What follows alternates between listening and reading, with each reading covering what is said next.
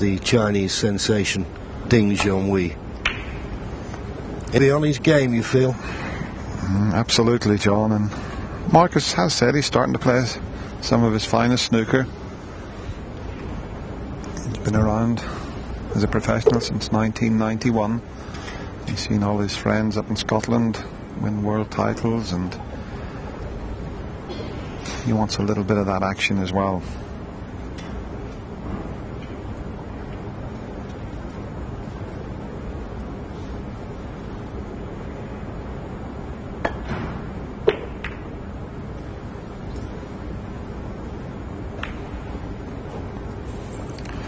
In fact, we were supposed to be playing golf with Marcus yesterday morning. He got up bright and early. Willie Thorne and myself were heading off, and we had to turn back. The weather was terrible yesterday.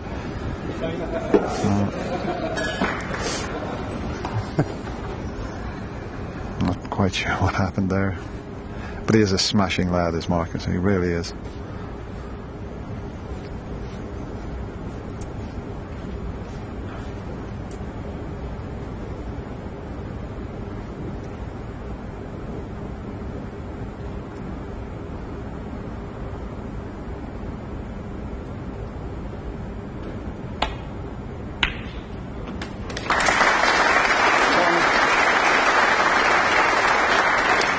Where to start. Terrific long red. He's great to watch, this young Chinese player. He really is.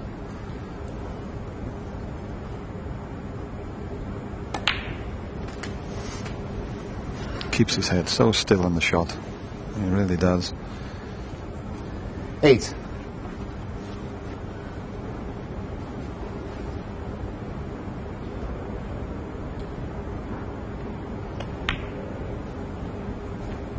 Nine.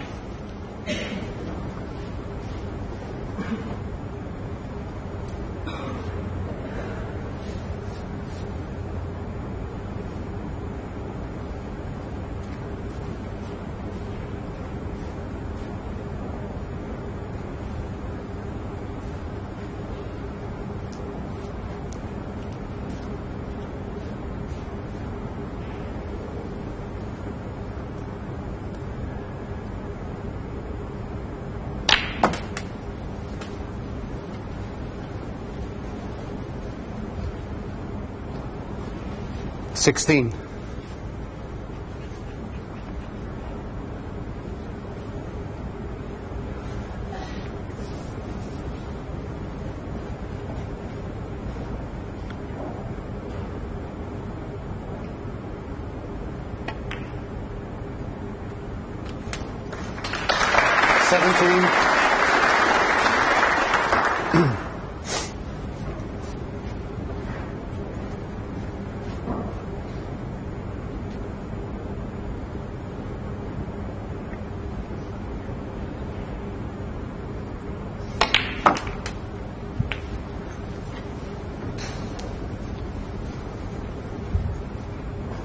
Just dropped his shoulder slightly 24. There. He's on the red he played on, but he's bridging over quite a few balls, as you can see, so just makes it a little bit awkward. 3 reds, 3 blacks.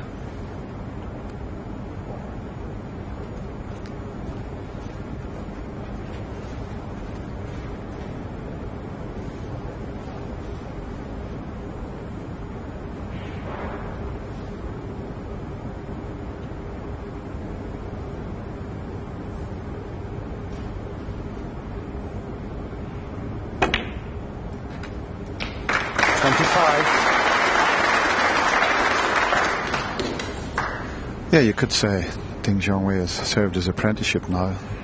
There's never been a player who's come straight into the game, into the professional game, and gone straight to the top. I think Stephen Hendry won the world title after being a professional for 5 years.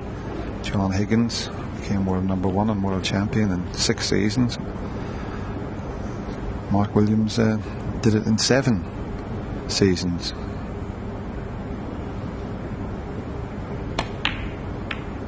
So maybe it's Ding's time now. He certainly has the talent. 32.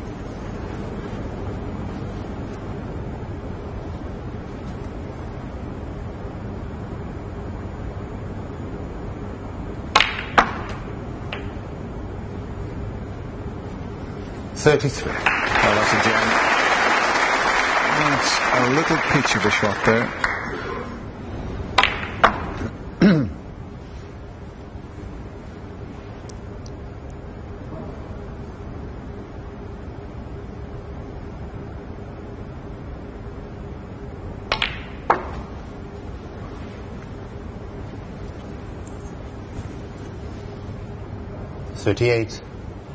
Yep.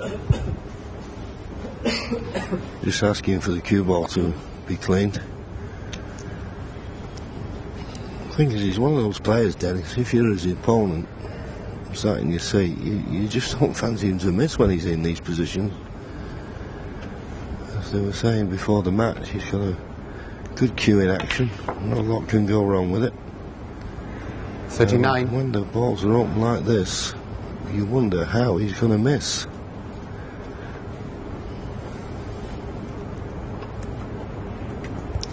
Yeah, you'll have to leave a medium length pot because he's straight on the blue, or just slightly the wrong side of it. So the one to the left corner will be available.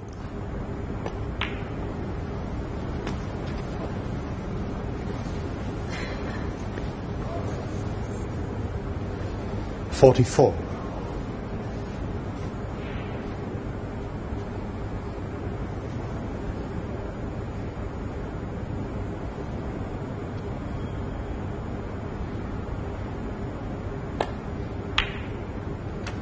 .45. Might need a little cannon here.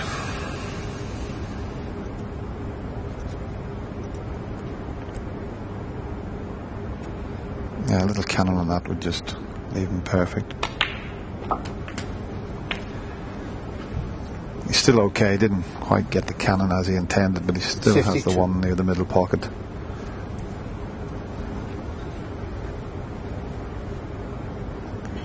It's just made it slightly awkward.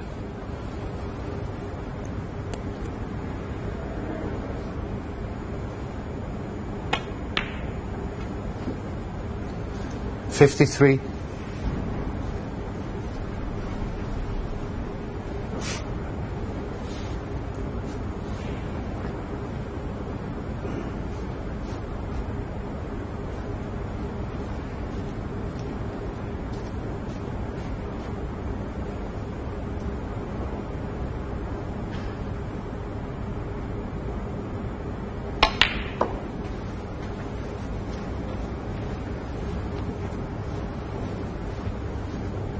So the excursion up to the fork end has caused no problems. Now back in perfect position.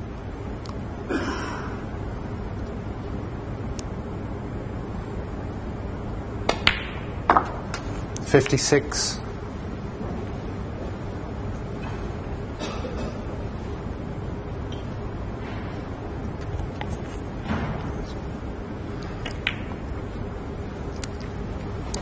You know, we've mentioned before about how still he keeps on the shot, John. I think it's just a natural thing, that, isn't it? It's something you don't really 62. teach yourself. It's when you pick a cue up and start playing, it's just natural, isn't it? Thanks. Yes, and of course, watching 63. other players play, and that's why a lot of people say that Pot Black did a lot for the game of snooker in China. He used to buy the Pot Black series, and that's puts in well past the winning post. Tough school, this. 70. Just caught the green on the safety, left the long red, and he's been sat down ever since. 71.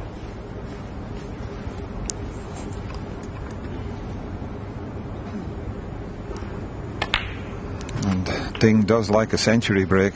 He's made 175 centuries in his 7 seasons as a pro. That's quite remarkable. He made 79. 28 last season, and he's made the maximum break on 2 occasions.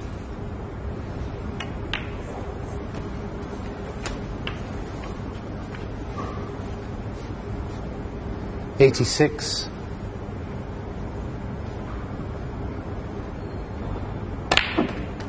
87.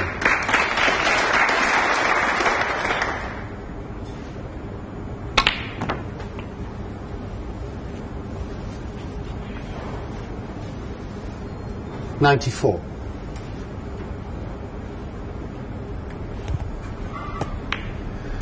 Well, you can't do 95. better than start your match with a century break. And it just had that inevitability about it, didn't it? From the moment he knocked in the first leg. As I say, it's sometimes when he gets in amongst the balls, you just cannot see him missing. 101. And of course, from his opponent's point of view, that puts a lot of pressure on your game, puts pressure on your safety. And it wasn't that bad, it was just caught the green and left the 108. cue ball in the middle of the tape, well, on the ball line. And that's a dangerous thing to do with a player like King. 110. And this was it. Just caught that green. Left the cue ball on the ball line. End of frame. Well, the greens have gone in. The back was better. Nothing Marcus could have done about that. So Ding